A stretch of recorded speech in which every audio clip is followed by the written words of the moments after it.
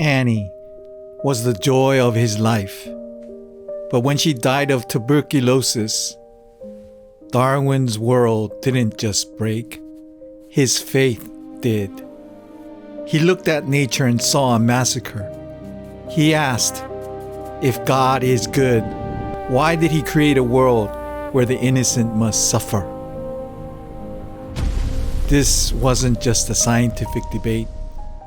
This was Darwin's secret war with God.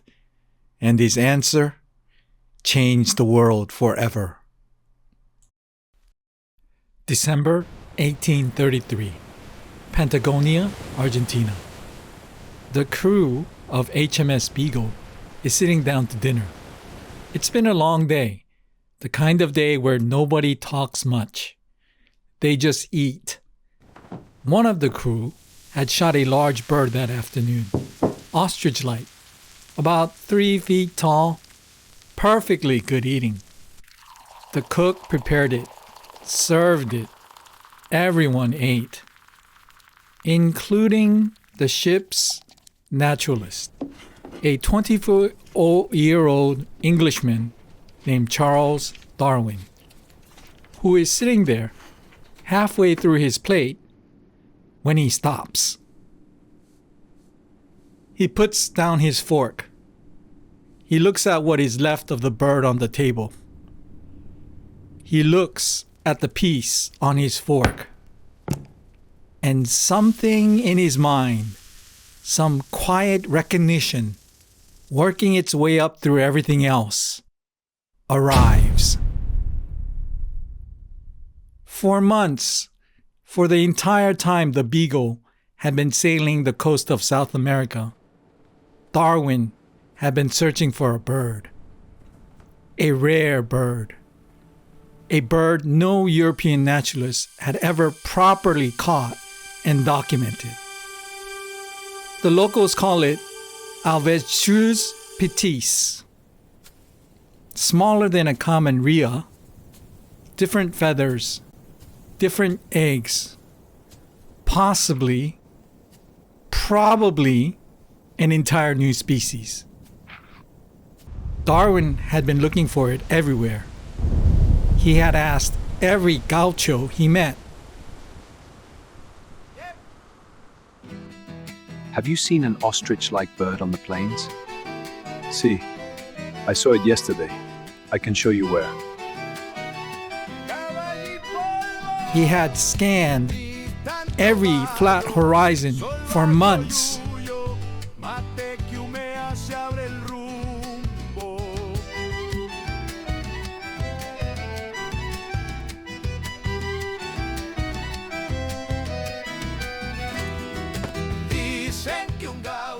He had been eating it.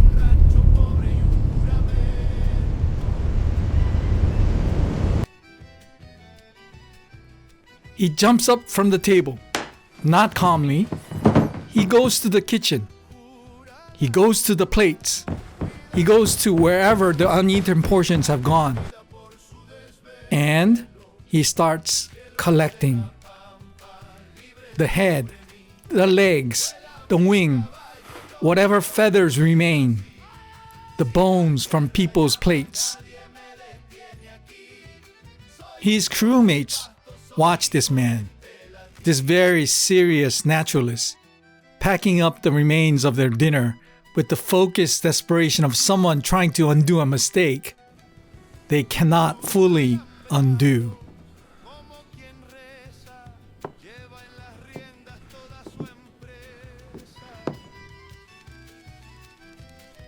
He sends the package to London. A taxidermist named John Gould reconstructs the bird from what Darwin has salvaged. Bones, skin, borrowed feathers, whatever could be saved from what had almost been lost forever. Gould confirms it. It's a new species, never documented, never named, until Incredible, now. just as in the illustration. It's enormous. Can I touch it? Steady, lad. It's a rare find collected by Darwin himself. A true marvel of nature. Pretty bird. They name it after the man who found it. Rhea Darwini. Darwin's Rhea. Named after the man who almost ate it into obscurity. I love this story. Not because it's funny, though it is funny, but because of what Darwin did the moment he realized what he was losing. He didn't finish his dinner. He didn't grieve what was already gone. He saved what was left. That instinct to scramble for the bones, to package up the remains, to refuse to let the thing disappear completely. He spent the rest of his life doing the same thing. Not with a bird, with something he loved far more and could far less afford to lose. Let us now turn to the man, because I want to tell you who this man, Darwin, actually was. Not the statute version, not the version on the 10-pound note, the actual man. Charles Darwin was born on February 14th, 1809, Shrewsbury, England. He lived in a large, comfortable house called The Mount. His father was a doctor who was large, forceful, successful doctor who also wanted his son to be a doctor too. Darwin was not going to be a doctor. He tried medical school in Edinburgh, left after 2 years. The operating room, in an era before anesthesia, was more than he could bear. He tried Cambridge, theology, nominally. But what he actually did at Cambridge was collect beetles. Not casually, not as a hobby, but with the focused, slightly obsessive attention of a man who has found the one thing in the world that makes his mind go completely quiet. He became obsessed with beetles. Once, he ran out of specimen jars and held a beetle in each hand and put a third in his mouth to carry it home. He swallowed it. The beetle released some sort of defensive fluid on his tongue. Darwin spat it out. He lost the beetle. He was apparently more upset about the beetle than about the fluid. In 1831, he was offered a place on a scientific survey called HMS Beagle. 5 years, 40,000 miles. He saw things no European had ever seen. Initially, his father said no. His uncle, on the other hand, said yes. So his father changed his mind. And therefore, Darwin sailed. And when it was over, when he had ridden with gauchos across the Argentine pampas, when he had watched a volcano erupt, when he had seen more of the world than almost any living person, he came home. And when he came home, he founded a house in Kent, a garden, a sand path, the same walk every morning, the same desk every morning after. And he wrote everything down. Every day for decades, what he read what he observed, what he ate, and whether it stayed down, the weather, the growth and the growing of his seedlings, the behavior of his children.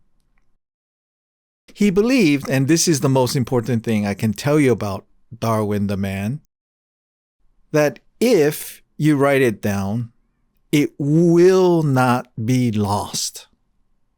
That the world yields its secrets to the person who pays attention and records what they find with enough patience and enough precision and enough time. He was right about almost everything, but not about this. I want you to see Down Street, not as a museum. It is a museum now. You can visit it, walk the sand path, stand in the study. But I want you to imagine it as it was, as it felt from the inside on a Tuesday morning in 1850. Emma Darwin runs this house. She is Charles's wife. She's also his first cousin. You see, the Darwins and the Wedgwoods have been intermarrying for 2 generations, kind of the way that certain families do when they have found each other and found in each other something that they can trust. She, Emma, is one of the most capable people in this story. She manages the household, 8 children across 20 years, a husband whose health requires the management of a small hospital clinic, a constant stream of scientific correspondence, visiting naturalists, the accounts, the servants, the garden. She plays Chopin in the evenings. She reads aloud to Charles after dinner, novels mostly, the kind with strong plots and happy endings that Charles Darwin loved unashamedly and felt slightly guilty about loving. She, Emma, was the steadiest thing in his life. Now, the children of Down House. There is William, the eldest, serious, reliable. Then there is Henrietta, Etty, some would call. She's quick and sharp, who will one day edit her father's autobiography and cut out the parts she finds embarrassing. Then there's George, Francis, Leonard, Horace, and Elizabeth, who her father worried about quietly. And lastly, Annie.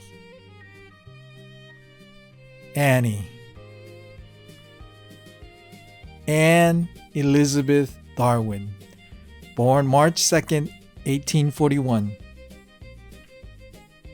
She was tall for her age.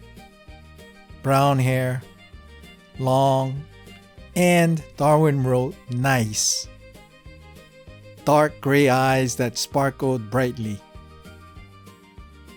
She smiled frequently. Large white teeth that you could see often because the smiling was not something she decided to do.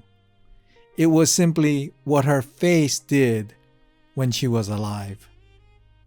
She held herself upright and had a habit, particularly when she was happy, of throwing her head slightly backwards, as if she were defying the world in her joyousness. Darwin used one word more than any to describe her: elastic. The quality of a spirit that bends completely and returns completely, that absorbs difficulty and bounces right back. Not because the difficulty was real, but because the joy underneath it is stronger. Charles wrote about her buoyant joyousness, the way every movement she made was full of life, not performed life, not the performance kind, not the cheerfulness of a child who has been told to smile, but the real thing. The movement of a person for whom being alive is genuinely, specifically, daily enough. And then there was the hair. At almost any time, Darwin wrote this in his private notes, not for anyone else, just writing it down the way he wrote everything down. At almost any time, she would spend half an hour arranging his hair, smoothing his collar, fixing his cuffs. She called it making it beautiful. A naturalist who had spent the morning dissecting barnacle specimens and the afternoon writing about the inheritance of variation in domestic pigeons, sitting quietly while his 10-year-old daughter makes his hair beautiful. And then the snuff. You see, Darwin kept a snuff box on his desk. Powdered tobacco. His one small vice, his one daily pleasure in a life of otherwise quite austere routine. And Annie would steal it, the snuff box, not to keep it, to bring it back to him.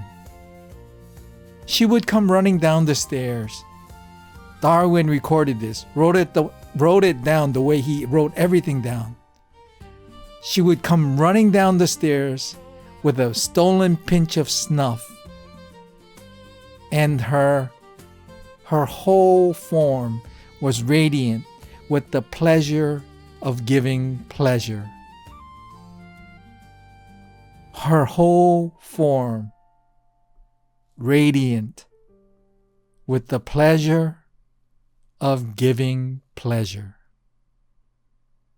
A child running down a staircase, not because she has somewhere to go, but because she has something to give, and she cannot wait one more second to give it. Every parent knows that running.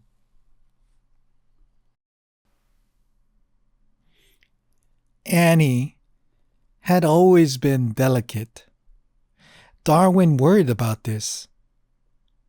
He worried in the specific way that a naturalist who has spent 15 years thinking about genetic inheritance worries about his children. His health had been uncertain since the Beagle voyage. What the family called his wretched digestion. Chronic nausea, fatigue, episodes that could lay him out flat for days. He saw it in Annie sometimes. The fragility behind the elasticity. In the autumn of 1850, Annie fell ill. A fever, vague, persistent, the kind the Victorian doctors gave names to without being able to treat. She seemed to recover. She relapsed. She seemed to recover again.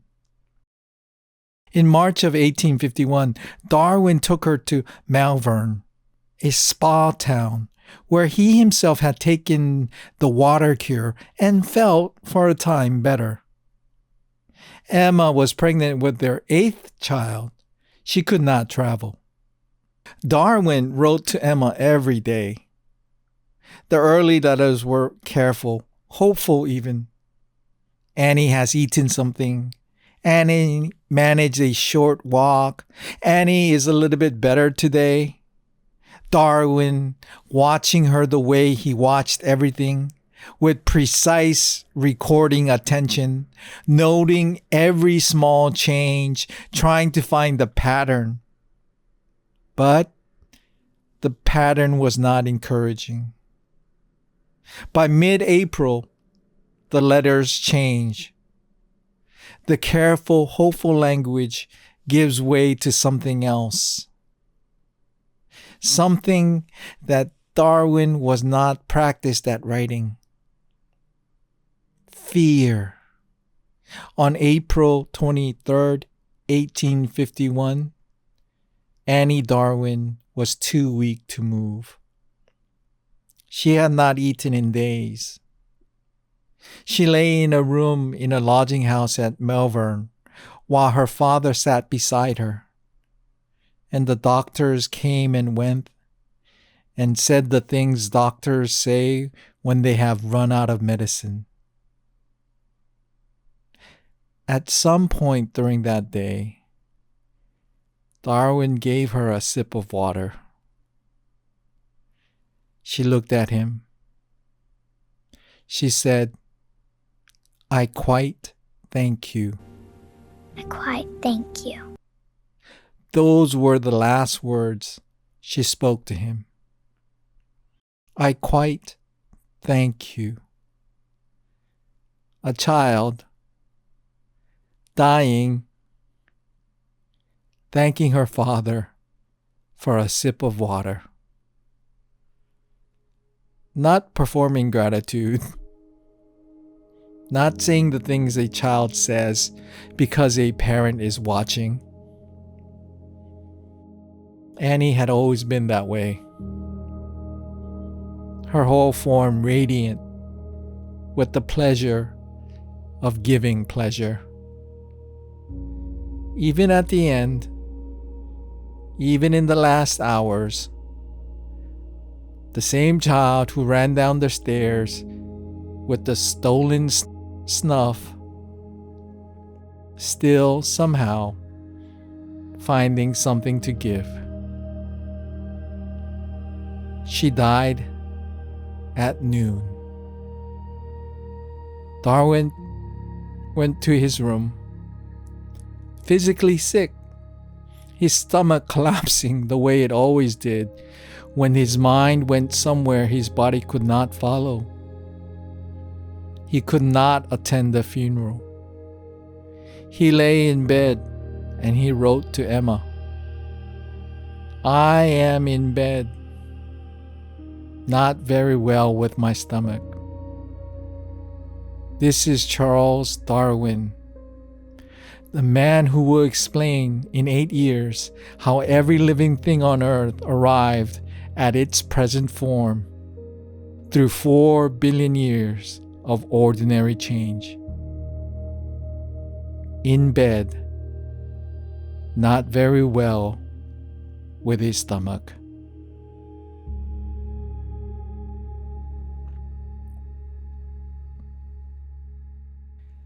Nine days after Annie died, when Darwin could sit at his desk again, he wrote the memorial.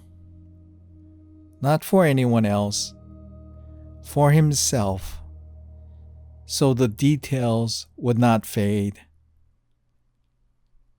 The way he had packaged up the bones of the Rhea so it would not disappear.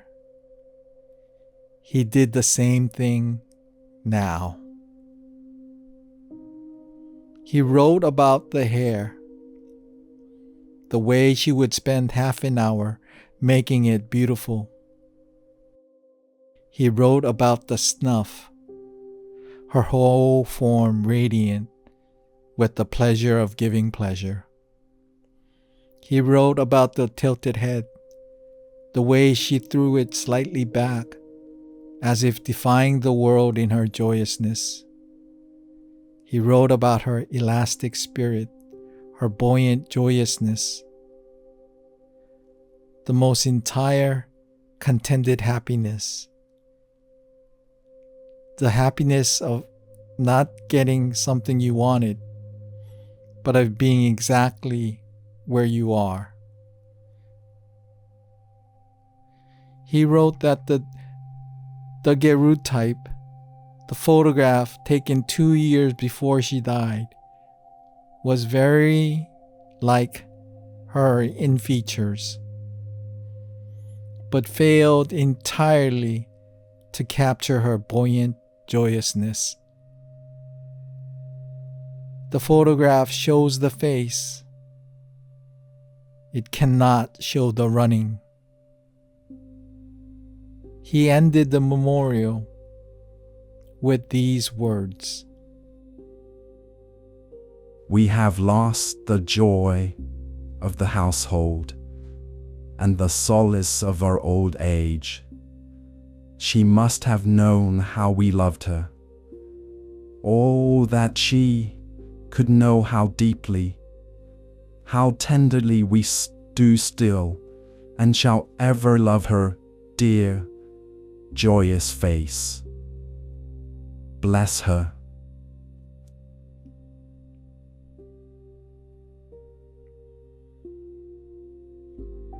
He put it away, never published it, never showed it to anyone. It survived in his papers.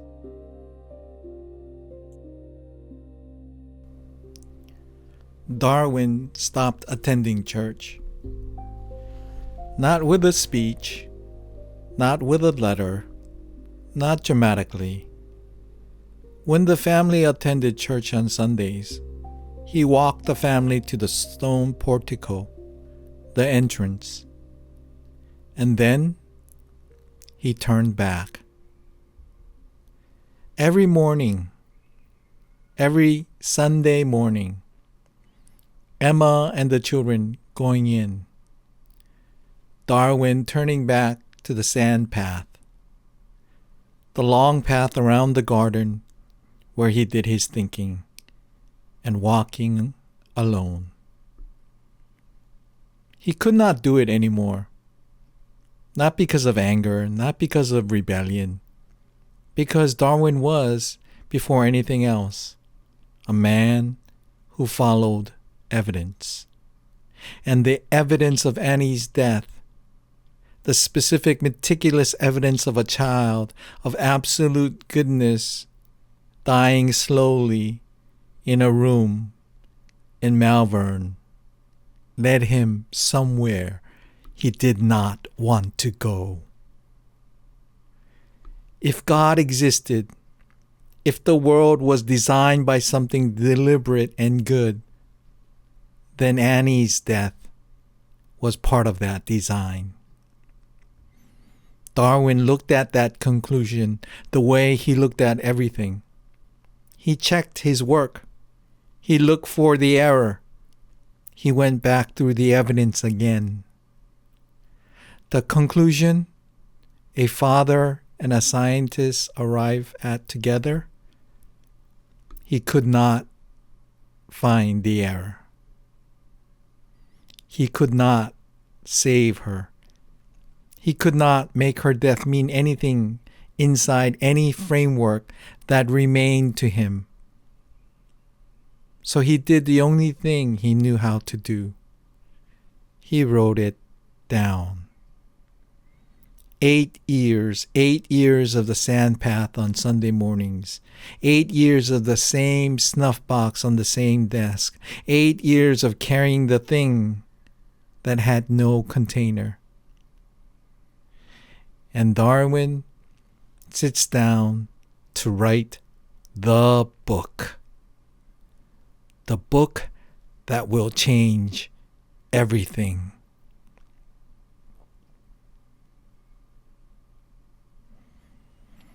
I want to tell you what I think the origin of species actually is. Not what the textbooks say it is, not what the church said it was, what I think it actually is. Darwin spent 8 years after Annie died walking that sand path alone on Sunday mornings. 8 years of sitting with the thing that had no container. Because here is what Darwin knew better than almost anyone alive. about Annie's death. He knew it was not special. He knew that what happened to Annie in that room in Malvern, a child of absolute goodness, dying slowly for no reason, without pain, without purpose, without any justice that a loving God could be said to have designed. He knew that was not an exception to the way the world works. That is the way the world works. 4 billion years of ordinary change, small variations, random accidents. The ones that worked, surviving. The ones that didn't, disappearing. No plan, no designer, no purpose. Annie did not die because God had a reason Darwin could not understand. Annie died because nature does not have reasons. Nature has mechanisms. And the mechanisms do not care whether what they take is monstrous or beautiful. Nature does not care at all. In chapter 3 of The Origins of Species, in a passage that sits slightly out of place in what is otherwise a work of cool scientific reasoning, Darwin writes about what he calls the face of nature. He writes that the face of nature appears bright, teeming, abundant, full of apparent beauty, full of apparent design. And then he writes, "We behold the face of nature bright with gladness. We do not see, or we forget, that the birds which are idly singing round us mostly live on insects or seeds and are thus constantly destroying life. We cannot long reflect that much pain and suffering exists in the world. The vigorous, the healthy, and the happy survive and multiply. The weak and diseased are rigorously destroyed." The vigorous, the healthy, and the happy survive and multiply. The weak and diseased are rigorously destroyed. Darwin's great-great-grandson, Randall Keyes, who spent years in the family archive recovering Annie's story, believes that when Darwin wrote that passage, Darwin was thinking of a specific face. Dark gray eyes that sparkled brightly. A girl who held a cup of tea in her final hours and called it beautifully good. A girl whose whole form was radiant with the pleasure of giving pleasure.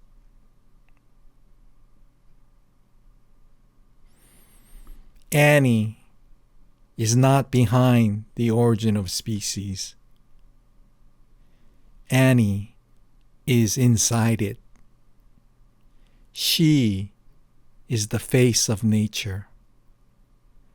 Bright on the surface, destroyed underneath.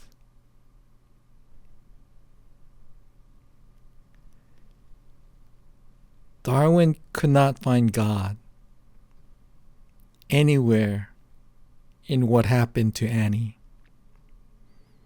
Not a God who was good, not a God who had a plan, not a God whose design included this. So Darwin wrote the book that explained the world without one.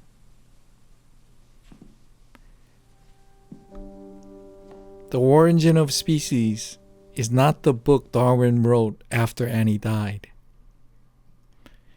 It is the book Annie's death wrote.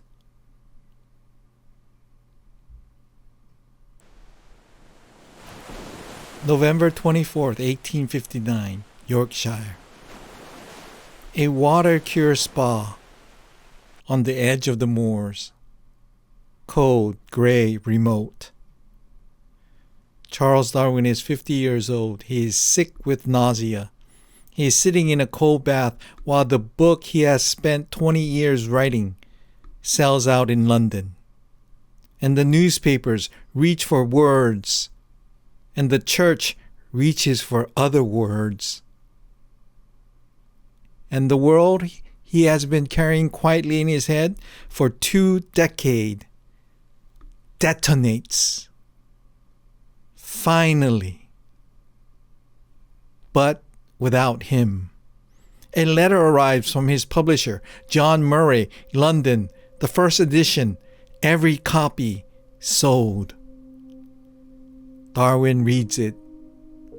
And then, in the same cold room, on that same gray afternoon, he picks up his pen and begins correcting errors for the second edition. Not triumph, not celebration, just work.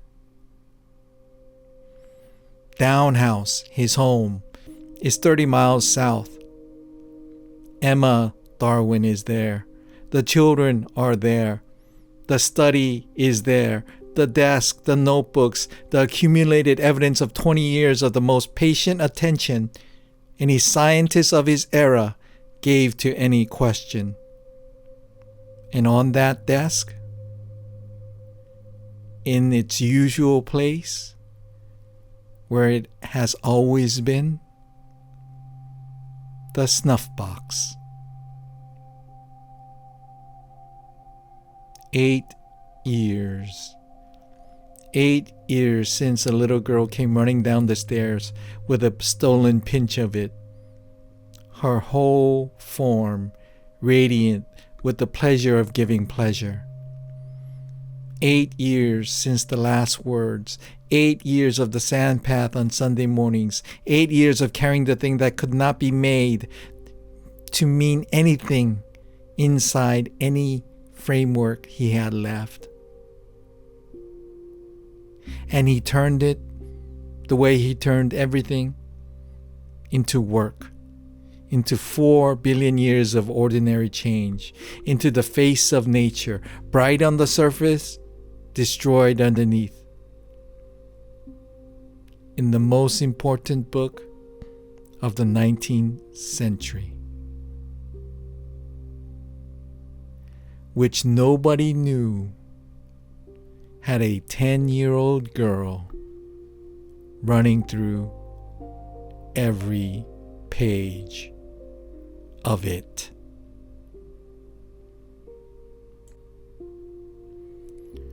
Darwin spent the last years of his life working at that same desk, the same morning walk before the work began. The snuff box was still there. I don't know if he thought about that. I think he probably did. We write things down because we are afraid of forgetting. We make the hair beautiful because we cannot say the thing directly. We run down the stairs with a stolen pinch of snuff because the joy of giving, it is bigger than any word we have for love. Darwin explained the origin of species on Earth. He could not explain. None of us can explain why the people who make our lives worth living are given to us and then taken.